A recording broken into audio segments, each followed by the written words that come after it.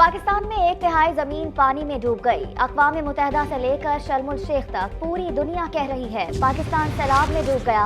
ये कयामत से पहले कयामत है।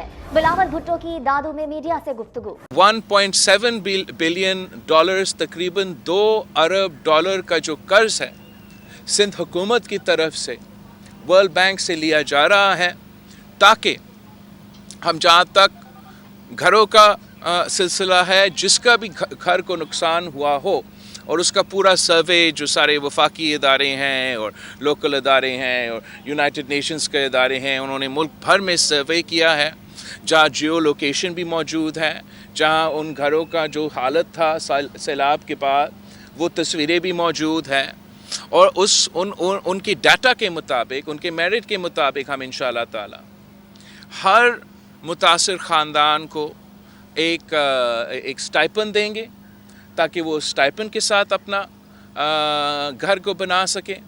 हम उसके ऊपर उनको एक बिला सूद कर्ज देंगे। स्टार न्यूज़, जियो पाकिस्तान के लिए।